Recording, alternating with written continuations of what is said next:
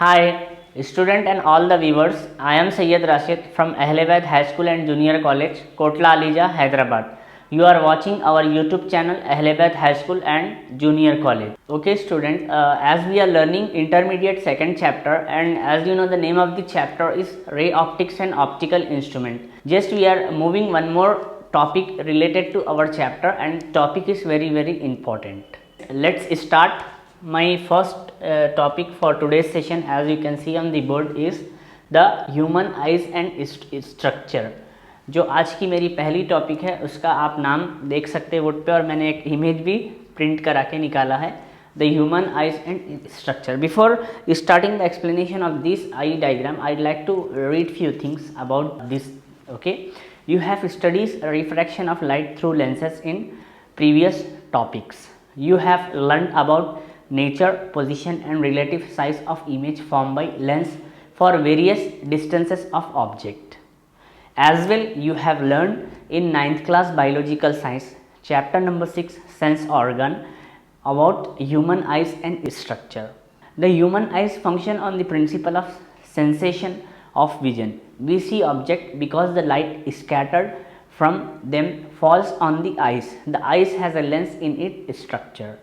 In our previous topics, we have already learned about the focal length of lens and object distance determine the nature, position and size of image.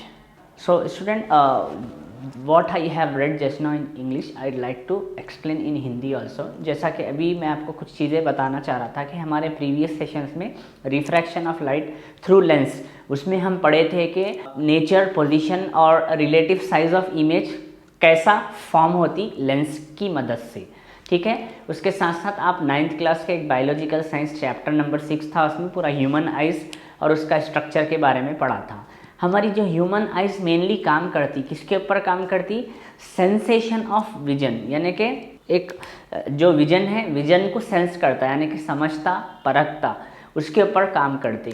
ठीक है, हमारे आँखों के अंदर जैसा ही हम object कैसा देख सकते हैं, हमारे आँखों पे लाइट पड़ते ही वो स्कैटर्ड होती. स्कैटर्ड होने के बाद हमारे ह्यूमन आइज जो मेनली वर्क करेगा वो लेंस पे काम करेगा. ओके, ह्यूमन आइज लेंस पे काम करेगा, तो फिर वो लेंस की मदद से जो भी ऑब्जेक्ट हमारे सामने था उसकी यानी कि ऑप्टिकल अपीयरेंस, इमेज फॉर्म होता है.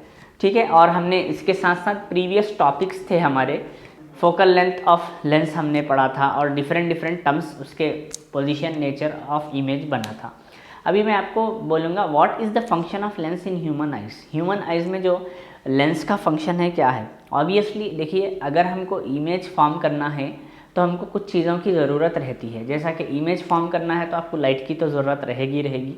ठीक है, उसके बाद रिफ्लेक्शन या रिफ्रैक्शन की ज़रूरत रहती, तो उसके साथ साथ कोई अपने पास इंस्ट्रूमेंट रहना पड़ता. अगर मिरर रहा तो रिफ्लेक्शन की मदद से आपको इमेज बन जाएगा, लेंस रहा तो रिफ्रैक्शन की मदद से आपको इमेज बन जाएगा. तो यहाँ आप समझ सकते हैं, क्योंकि हमारी ह्यूमन आइज काम करती है लेंस पे, तो हमारा मेनली वर्क किस पे हो रहा? हमारा रिफ्रैक्शन पे हो रहा. ठीक है, ये बात आप और हम सब समझ सकते हैं कि रिफ्रैक्शन पे हमारी ह्यूमन आइज वर्क करेगी. Now I like to raise few question. What is a function of lens in our human eyes? बोल तो आंसर आप बोल सकते हैं, the function of lens in our human eyes is to form the optical appearance of an object, that is image of an object. How does it help to see object at long distance and short distance? हमारी जो human eyes है किस तरीके से मदद करेगी कि long distance के भी हम ऑब्जेक्ट को देखेंगे, शॉर्ट डिस्टेंस के भी ऑब्जेक्ट को देखेंगे. तो इसका आंसर सिंपल है स्टूडेंट. हमारे जो लेंसेस है उसके अंदर हमने पढ़ा था 2 टाइप्स के लेंस रहता. एक लेंस रहेगा हमारे पास कॉन्वेक्स लेंस रहेगा, ओके, और एक हमारे पास रहेगा कॉनकेव लेंस रहेगा. जैसा कि हम जानते हैं कॉनकेव लेंस से ओनली कैरेक्टरिस्टिक ऑफ इमेज क्या रहेंगी? वर्चुअल रहती है, डिमिनिश रहती है, एरेक्ट रहती है. लेकिन हमारे ह्यूमन आइज में क्या होता कि अगर मैं कोई चीज़ को करीब से देख रहा हूँ तो मेरे को थोड़ा सा एनलार्ज, बड़ी दिख जाएगी, या फिर मैं थोड़ा दूर से देखूंगा तो वही चीज़ छोटी होते हुए नज़र आती. तो हमारी ह्यूमन आइज मेनली काम करेगी, या आप समझ सकते हैं हमारी ह्यूमन आइज जो वर्क करेगी वो कॉन्वेक्स लेंस पे काम करेगी. तो कॉन्वेक्स लेंस पे क्योंकि डिफरेंट पोजीशन पे ऑब्जेक्ट जो रखा जाता है डिफरेंट उसकी इमेज बनती है. How it is possible to get the image of the same distance on the retina? Retina पे हमको सेम डिस्टेंस पे इमेज कैसा बनती? सिंपल है स्टूडेंट, हमारे लेंस से लेके जो रेटिना का जो फासला रहता है वो यूजुअली उसकी फोकल लेंथ 2.5 रहती, फिक्स रहती, तो उसी की वजह से सेम डिस्टेंस पे इमेज बनती। Are we able to see object in front of our eyes clearly? अगर आँखों के बिल्कुल सामने अगर ऑब्जेक्ट रख दिया गया तो क्या हम क्लियरली देख सकते? How do the lenses use in spectacled correcting defect of the vision? अगर किसी का विजन में डिफेक्ट आ गया तो उसमें स्पेक्टिकल्स का क्या रोल रहेगा, किस तरीके से वर्क करेंगे? So for answering few of these question we have to learn the structure of eyes. Okay, now the time to understand the structure of human eyes. Human eyes किस तरीके से बनती है उसका स्ट्रक्चर देखना है। The human eyes is one of the important sense organ. It's enable us to see object and colors around us. Human eyes क्या है? हमारा एक important object है जो हमको चीज़ों को देखने में मदद करेगा हमारे आसपास के, साथ ही साथ हम इसके अंदर कलर भी डिफ्रेंशिएट करेंगे। ठीक है, जैसा कि आपको यहाँ पे मैं डायग्राम बता रहा हूँ, इसके अंदर कुछ बेसिक कंपोनेंट्स है। जैसा कि आप देख सकते हैं एक आई बॉल है, ठीक है, आई बॉल यूजुअली क्या है? स्पेरिकल है, उन्हें स्पेरिकल है, लेकिन उसकी जो थोड़ा सा outer Surf the front portion is more sharp curved and is covered by transparent protective membrane called the cornea. ये जो हमारा ये पूरा जो आई का बॉल है यूजुअली इन्हें स्पेरिकल है, ठीक है, गोल है, बट हो रहा क्या, तो थोड़ा उसकी जो आउटर लेयर है थोड़ा शार्प कवर हो रही, तो ये जो शार्प कवर हो रहा इस पार्ट को हम क्या बोलेंगे? कॉर्निया बोलेंगे। ठीक है, फर्स्ट हम व्हाट इज कॉर्निया बोले तो आपको क्या लिखना है स्टूडेंट? ठीक है, the front portion is more sharply curved and is covered by transparent protective membrane called cornea.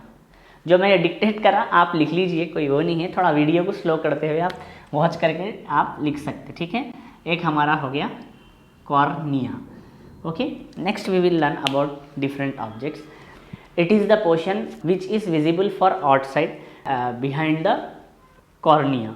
ये एक ऐसा पोर्शन है जो आपको बाहर से दिखाई देगा जो कॉर्निया का रहता है। ठीक है, it is this filled up with a liquid called aqueous humour. देखिए ये जो कॉर्निया हमारा पोर्शन है वो एक लिक्विड से फिलअप होगा, उसका नाम हमारे पास है एक्वस ह्यूमर। ठीक है, व्हाट इज एक्वस ह्यूमर आपको पूछ सकता है एग्जाम में, तो आपको आंसर क्या लिखना है? There is a liquid in the cornea field, this liquid is known as aqueous humour. Okay, and behind this a crystallization lens which is responsible for image formation. Between aqueous humor and the lens we have a muscular diaphragm called iris. ठीक है, ये जो aqueous humor के बाद हमारे पास रहेगी lens रहेगी, और लेंस का काम क्या रहेगा? It will form the image. Lens और aqueous humor के बीच में एक जो है मस्कुलर डायाफ्रा के जैसा रहता है। डायाफ्रा बोलते हो, how can I give you example? You might have seen the musical instrument रहता, नगाड़ा बोलते, देखिए हमारी हिंदी में, या फिर ढोल बोलते या फिर बाजा बोलते। ठीक है, उसके अंदर एक मेम्ब्रेन के जैसा रहता है, या फिर एग है अपने पास, एग के ऊपर एक झिल्ली के जैसी रहती, तो उस तरीक़े का एक यानी कि मेम्ब्रेन रहता जिसको हम एरिस कहते हैं, और ये किसके? एक्वस ह्यूमर और यूजुअली लेंस के बीच का हिस्सा रहता है। ठीक है, this iris consist of a small hole. ठीक है, ये एरिस के अंदर एक स्मॉल होल रहेगा, उसको हम क्या बोलेंगे? प्यूपिल बोलेंगे। ठीक है, the iris consist of an small hole called pupil. Now देखिए यहाँ पे अगर हम बात करेंगे तो एरिस क्या है? एक ऐसा पार्ट है जहाँ पे हमको कलर डिफ्रेंशिएट करते हैं, जो कलरफुल रहता है, और वेरएस प्यूपा हमारा बिल्कुल ब्लैक रहता। और ये ब्लैक क्यों रहता?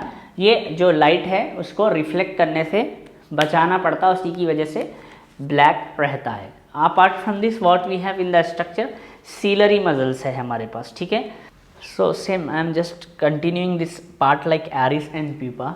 Okay, the pupil appears black because any light falling on it goes into the eyes and there is an almost no chance of light coming back to outside. Iris helps in controlling the amount of light entering the eye through pupa.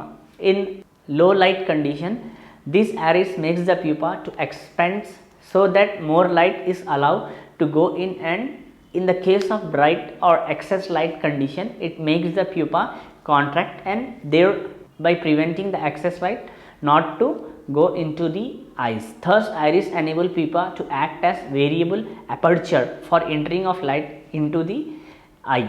जैसा कि आप जानते हैं, हम भी जानते हैं कि जब भी अगर ज़्यादा लाइट हमारे आँखों पे पड़ी तो हम क्या करते हैं, यूँ कर लेते हैं, आँखों यूँ कर लेते हैं ना, ज़्यादा लाइट पड़ती। वही वेराज अगर हमारे पास लो लाइट है तो हम आँख थोड़ा सा ज़्यादा खोल के देखते। तो वही इस यानी कि पैराग्राफ में आपको समझाना चाह रहे हैं कि जो हमारा एरिस और पीपा में एक दूसरे में ऐसा यानी कि कंडीशन रहता कि एरिस जो रहता पीपा को इस तरीके से एनेबल करता जैसा कि वेरिएबल एपर्चर है वो कॉन्ट्रैक्ट भी होता और थोड़ा सा एक्सपैंड भी होता। The lens is the hard in the middle and gradually become soft towards the outer edge. The light that enter the eye forms an image on retina. It's covered the rear part of eyeball. The distance between the lens and the retina is about 2.5 centimetre. अब यहाँ पे एक और एक चीज़ यहाँ पे बताना चाह रहा कि हमारे पास जो रेटिना है, रेटिना का क्या काम है, रेटिना एक स्क्रीन जैसा एक्ट करेगी आपको, जहाँ पे हमारे को वहाँ पे उसकी इमेज बनेगी रेटिना को। और जो आई लेंस है हमारा यूजुअली जैसा कि आप देख सकते जो मिडिल रहता है आई लेंस का वो बहुत ज़्यादा सख्त और वेरी वेरी हार्ड रहेगा। Coming to the outer part of the lens, lens की अगर ऊपर की बात करेंगे तो उसने थोड़ा सॉफ्ट हो जाएगा, यानी उन्हें उतना हार्ड नहीं रहता जितना एग्जैक्टली मिडिल में रहता। और जो डिस्टेंस है बिटवीन आपका लेंस और रेटिना के बीच का डिस्टेंस, जैसा कि यहाँ से लेके यहाँ तक का जो डिस्टेंस है यूजुअली कितना रहेगा, लेंस और आप देख सकते जो रेटिना हमारा कवर हो रहा है। Hope you can see this part clearly. ठीक है, लेंस और रेटिना के बीच का जो डिस्टेंस हमारे पास रहेगा 2.5 centimetre. Distance in sense the focal length of ice कह सकते हैं आप इसको, डायरेक्टली आप क्या बोल सकते हैं, ये आई की फोकल लेंथ है, आपको 2.5 सेंटीमीटर है बोल सकते हैं। Next about ciliary muscle, okay, I think you might not see this part, here I am writing about, now we are learning, this is nothing but I think 7th we are learning, 6th we have learned about something retina. What is retina? Okay, ciliary muscle. Okay, what is ciliary muscle and its function? Ciliary muscle कहते हैं किसको, इसका function क्या है? The ciliary muscle to which eye lens is attached. जो हमारा eye lens है वो सीलरी मजल को अटैच रहता and helps the eye lens to change its focal length by changing the radius of curvature of the eye lens. ये ciliary muscle का what is ciliary मजल और उसका फंक्शन क्या है। Ciliary muscle is a muscle okay to which eye is attached. Answer हो गया। Function, the function of ciliary muscle is to help the eye to change its focal length by changing its radius of curvature. आ रहा समझने, इसका ये एक lens का एक मजल है जो आई लेंस को अटैच्ड है और इसका काम क्या है, आई की जो फोकल लेंथ है वो चेंज करने में मदद करता। एक्चुअली आई की फोकल लेंथ चेंज नहीं हो सकती स्टूडेंट, आई का जो रेडियस ऑफ कर्वेचर है वो थोड़ा चेंजेस होता। जैसा रेडियस और रेडियस में फ़र्क भी बोल दिया था मैं आपको। ये रेडियस बोल तो एक चीज़ को कहते हैं, ठीक है, रेडियई बोल तो उसका प्लूरल फॉर्म है। As we have two eyes usually we are using radii. Okay, जो रेडियई ऑफ कर्वेचर उसका चेंज होता ही ऑटोमेटिक फोकल लेंथ भी चेंज हो जाती। दैट मीन्स आप ऐसा भी बोल सकते the ciliary muscle adjust the focal length in such a way that the image is formed on retina and we see the object clearly. यानी इस तरीके से यानी कि सीलरी मजल एडजस्ट करता फोकल लेंथ को, जो ऑब्जेक्ट हमारे रेटिना पे बनती है। जैसा मैं अभी बोला था रेटिना का काम क्या है, it's act as a screen जैसा काम करेगा जहाँ पे ऑब्जेक्ट की इमेज हमको बनती है। तो वो चीज़ को हेल्प करता है सीलरी मजल कि इस तरीके से एडजस्ट कर लेता फोकल लेंथ को कि उसकी ऑब्जेक्ट की इमेज अच्छी शार्प बने हमारी रेटिना पे। तो ये हो गया हमारा लाइक ह्यूमन आइज़ को लेकर बात और उसके स्ट्रक्चर को। अब स्टूडेंट आपको नोट्स में क्या क्या लिखना है वो देखिए। First of all student you need to draw this diagram, ठीक है, ये डायग्राम आपको परफेक्टली ड्रॉ करिए। और बेटर टू अगर आप कलरफुल भी अगर ड्रॉ कर सकते डायग्राम तो आप कर सकते, लेकिन as of now I will recommend you to draw by black and white itself. थोड़ा इस तरीके से ड्रॉ कर लीजिए। ड्रॉ कर लेके नीचे पहले the human eyes and its structure बोल के आई ड्रॉ कर लीजिए। उसके बाद the parts of human eyes 1 2 3 4 5 6 7 ये 7 पार्ट्स लिख लीजिए।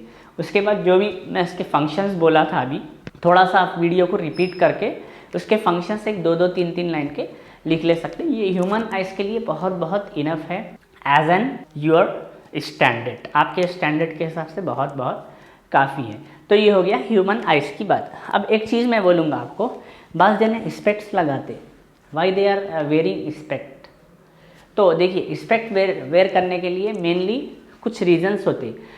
हमारे जो आइज़ है, ह्यूमन आइज़ में कुछ डिफेक्ट्स आ जाते या फिर कुछ डिजीजेस आ जाते, जिसकी वजह से हमको यानी कि आई लेंस का यूज़ करना पड़ेगा। तो हम थोड़ा सा वो डिजीजेस के बारे में थोड़ा डिस्कस कर लेंगे, ठीक है। एज ऑफ नाउ आपको करना क्या है, डायग्राम उतारिए, ये 7 1 2 3 4 5 6 7 साइड हेडिंग्स लिख के 2 3 3 लाइन उसके बारे में आप लिख लीजिए, फिर मैं आगे का आपको बता रहा हूँ, okay. So hope you have understood about human eyes and its structure, as well as hope you have draw the human eyes and you have wrote the functions of different parts of our human eye. Now for today's session I am just stopping here only. In next session we will going to learn few important and more very vital topics like power of lens, and we have some diseases named as myopia, hypermetropia, as well as cataracts, presbyopia. This type of thing we will do in next session, as well as we have some scattering of light, dispersal of light. This type of thing we will learn in our next part or next session. So as of now for today's class it's enough. So you were watching Ahmedabad High School and Junior College YouTube channel, Kotla Alija, Hyderabad.